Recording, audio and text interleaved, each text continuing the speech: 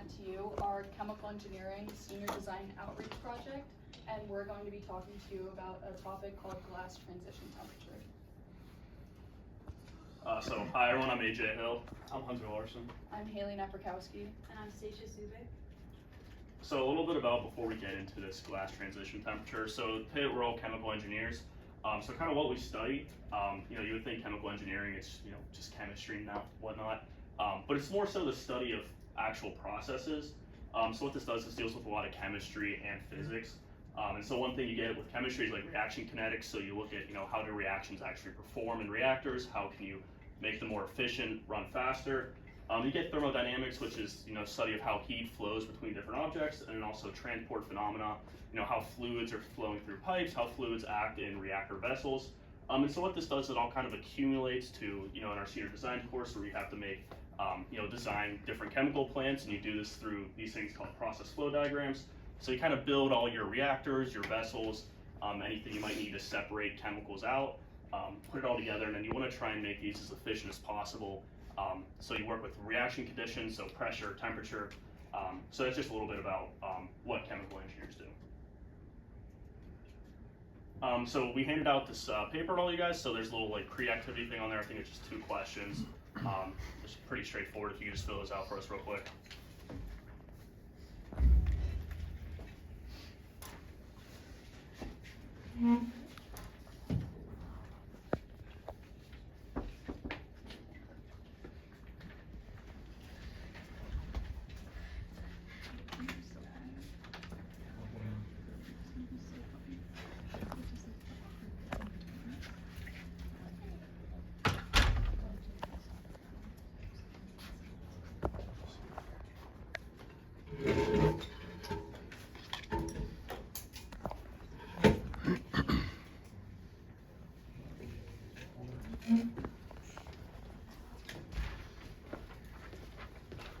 There you go.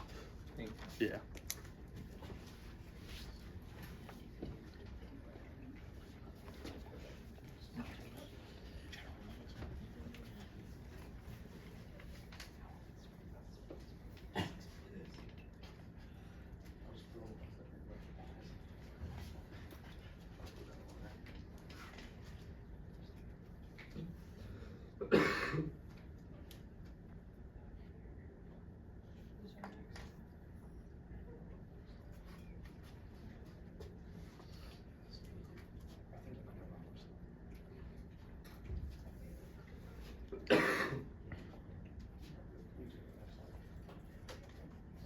All right, so now that you kind of filled that out and looked at it really quick, now the questions are pretty straightforward. But so a little bit about glass transition temperature. So we want to talk about polymers. So polymers are substances made from long chains of repeating groups of atoms. They're primarily made through this reaction called polymerization, where you take this small change, which are called monomers, and you just kind of smash them together to create polymers. Just a few examples of what these look like. Some really common ones in the chemical industry are polystyrene, polyethylene, and polypropylene. As you can see, they kind of share the similar feature where they have these repeating units on the carbon backbone. So some examples of polymers is we have synthetic polymers and natural polymers. Synthetic polymers is polymers that we basically are able to manufacture ourselves, while natural ones are things that you'll find like wool, stuff like that. For the synthetic polymers, we have 2 different types. There are thermoplastics, which basically once you heat them up, you're able to change them and mold them to however you want. Where thermosetting polymers, those once you get the shape that they're in, that you can't move from that. And the great thing about polymers is we are able to basically change their properties however we want. So they have a wide variety of applications, but basically they are very lightweight, they can be very chemically resistant, and very strong. And now I'm going to switch gears a little bit and start talking about more material properties. I'm sure you guys all know the 4 main phases: solid, liquid, gas, and plasma. Under the right conditions, obviously you can change in between these phases. So the most common ones you see, like water to ice, or ice melting back to water. But not all materials have a direct phase change, so there are some intermediate changes. Most specifically, Most specifically, that we're going to talk about some materials that don't melt straight from a solid to a liquid. So glass transition kind of falls in between, and that's kind of the transition from a very rigid, hard solid to a soft and flexible one. So then glass transition temperature, it's usually denoted in literature as TG. So if you ever end up doing chemical engineering, you're going to see that a lot as a material property. But the glass transition temperature is kind of like a melting point or a boiling point. It's just a temperature that it's a quality of a specific material. So it's dependent on a lot of different things, and there's a huge range. But each material that goes through this transition will start at the transition, and above that temperature it will be soft and flexible, and below that temperature it will be hard and brittle.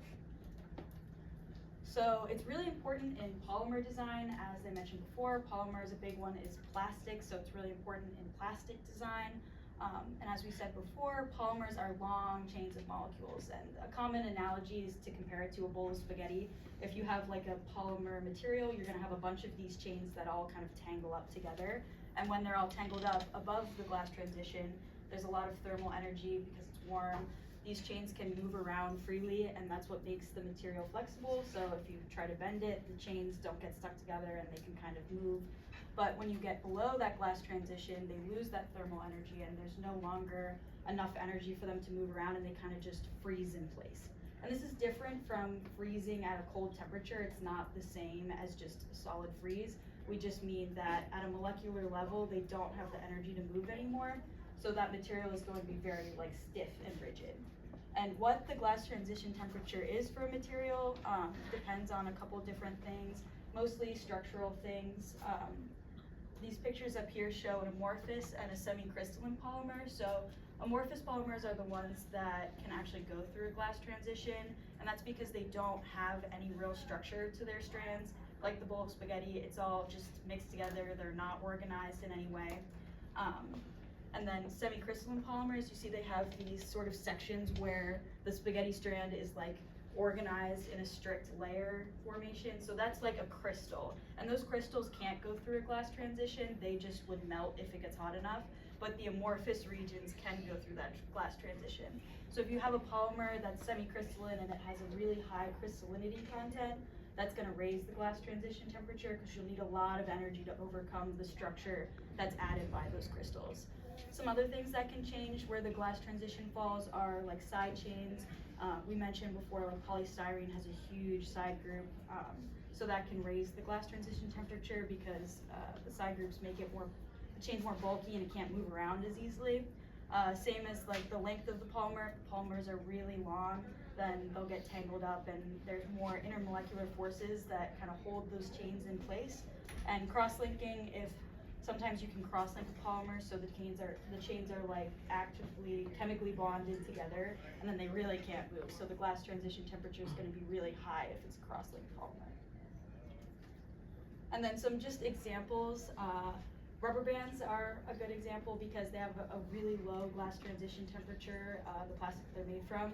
That's good because you're probably never going to use a rubber band at negative 200 degrees Fahrenheit.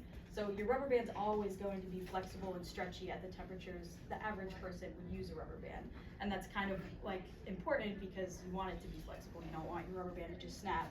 Same with bouncy balls. If they have a really low glass transition temperature, so when you have them at room temperature, they're going to be kind of flexible. If you had a really hard bouncy ball, it's not going to bounce very well. And then 3D printing, you can use a range of different plastics for 3D printing. It's just important to consider, what properties that plastic will have at room temperature, like after you're done printing. And you're also going to want to know how hot do I have to make this plastic for it to be moldable? How hot is it if it's going to melt? Like you don't want it to fully melt. So you have to kind of balance that range where it's going to be flexible but not completely just become a puddle. So by now you're probably wondering, why is glass transition temperature important? Or as chemical engineers, why do we even care about glass transition temperature? So I'm going to highlight 4 main things. The first that I want to highlight is material selection. So understanding glass transition temperature helps us ensure that we're selecting the right material for the performance under the expected conditions. So for example, if we're making a product for the aerospace or the automotive industry, we really want to make sure that it is able to perform at very, very high temperatures. The next is for manufacturing the product. So when we manufacture a product, we want to have the optimal process conditions. So if we're doing something such as making a disposable plastic water bottle, we want to make sure that we're performing the process at a temperature where the plastic is soft and we're able to mold it, but we're not burning the plastic. So we want to make sure that we're able to form these intricate bottles. The next is product performance. So this ties into mechanical properties and wear and tear. So when a material is below its glass transition temperature, it is hard and brittle. However, when it is above its glass transition temperature, it is soft and flexible. This also ties into wear and tear because when a material is below the glass transition temperature, it's usually stronger. However, above the glass transition temperature, since it's able to bend and flex, it might not last as long, leading to more wear and tear for the product. And then finally, the most important thing in chemical engineering and really any type of engineering is safety. So we really want to make sure that we're producing products with a high structural integrity. So this could apply to something as simple as a plastic water bottle. However, it could apply to something as big as a bridge. So when a civil engineer or someone like that is constructing a bridge, they want to construct it out of materials that will maintain the structural integrity under any temperature. So whether it's hot, cold, raining, sleeting, snowing, we want to make sure that we're putting out the safest products for our customers. So now that we gave you guys kind of a brief overview of chemical engineering, polymers, and glass transition temperature, we're going to start this activity that we have on our papers. So if everyone would be able to kind of come to the front and then grab one of these cups of gum and then a cup of water as well.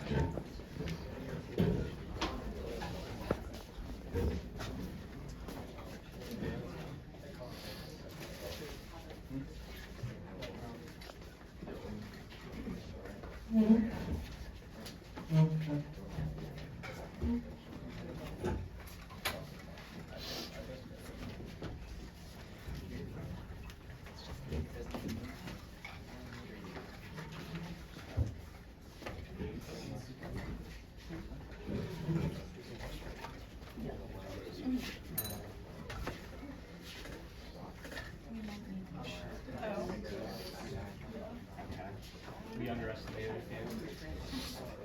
I think we just need one more cup. Well, we can do that work on 3 days again. Yeah, and then what if we take up there? That's not bad at all. Some of us are tasting that one. Okay. So now, what happened? So now if you kind of want to just go through and answer questions 1 and 2, and then we'll just talk about them really quick for like 30 seconds.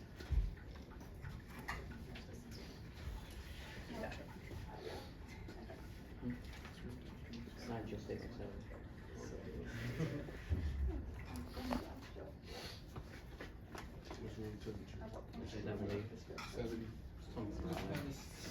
Ben, don't stick the gum under the table. Don't stick the gum under the table. You just gave me an idea. Be responsible. Okay.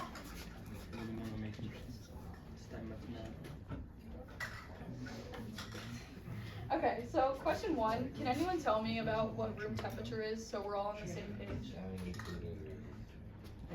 What is it? 73. 72. 72 is what we're saying. I thought it was 68. Yeah, yeah. And when you were kind of like looking at the gum or feeling it, does anyone want to tell me what the texture was like before you started chewing it? Hard and brittle, yeah. Okay. And then now for the next part, if you guys just want to start chewing the gum for a minute or 2, and then once you do that, you can answer questions 3 and 4 on the worksheet.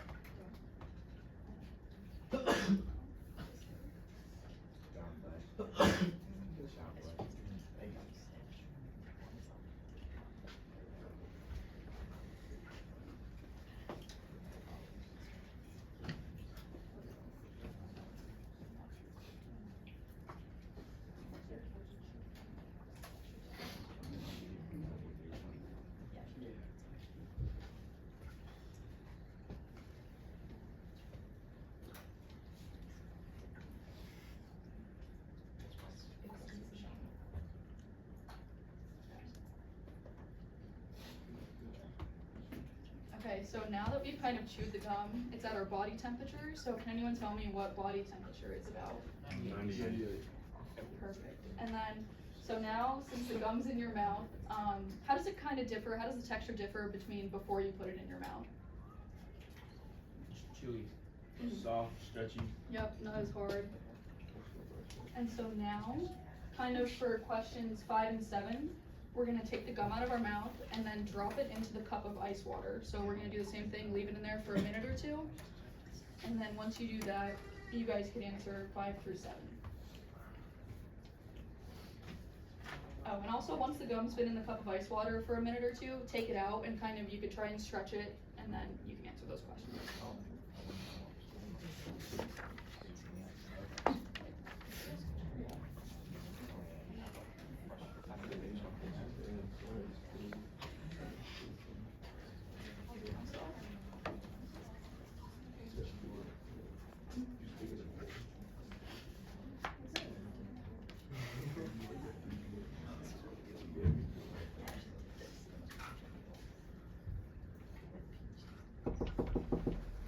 In order for 2 pieces in a cup, I would gladly steal one. Oh. Did nothing.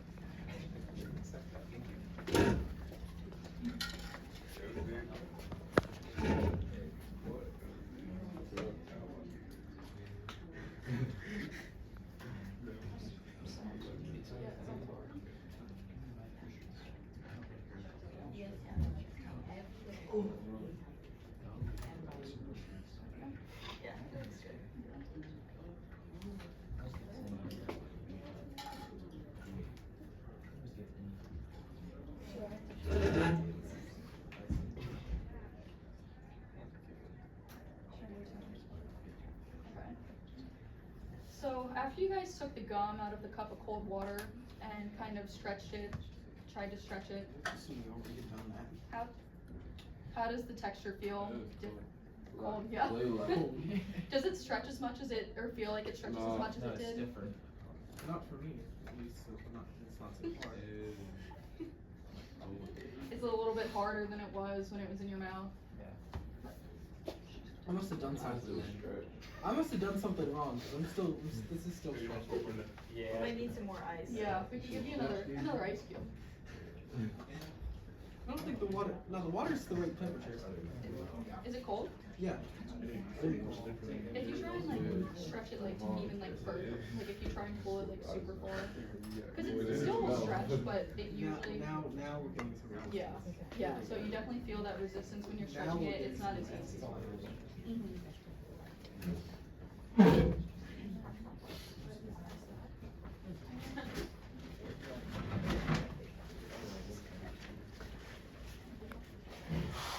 So does anyone have a guess as what range the glass transition temperature of this gum would be? Kind of based off the room temperature, putting in the water? Okay. Just a guess. Somewhere with some Celsius? No. 36 Yeah. degrees. Mhm, like between room temperature and body temperature, Yeah. exactly. I was gonna say somewhere around 80 Fahrenheit. Somewhere in between. Mhm. And then, does anyone have an idea why it would be important to understand the glass transition temperature when you're producing a product like gum? Like, what's the point? What's the point of gum? Yeah. Exactly. And if it's too low, it's already gonna stretch. Mhm, exactly. So, that is exactly what we were looking for. So, that was kind of all we had about chemical engineering and polymers and glass transition temperatures. So we just wanted to thank you guys for sitting in and participating in our outreach project. It's super important to us and our senior design class. And does anyone have any questions? Whether it's about glass transition temperature or Yeah, chemical. anything. What's all your favorite polymers? Oh, God. My personal favorite is polyethylene, because you can make like anything out of polyethylene. Yeah, I'm gonna have to agree. Maybe polypropylene as well. I'm gonna get crazy. I'm gonna say nylon because we both work in the polymer industry, and that's one that's kind of crazy to work with. It's different. Yeah, probably polystyrene. What makes nylon so different to work with? It just has like polystyrene, polyethylene, and polypropylene are very they're more basic, just like in terms of like using them, they're more commonly used, and then nylon is just harder, so Makes sense. it's harder to melt and harder to push through and, just manufacture products with it. Okay. Any other questions? It's starting to become very brittle again. I'm glad it's working. I've been messing with it for long enough that it's been sitting in room temp. It's been sitting in colder temperatures for long enough. And now it's becoming very brittle again. Well, thank you guys. Thank you.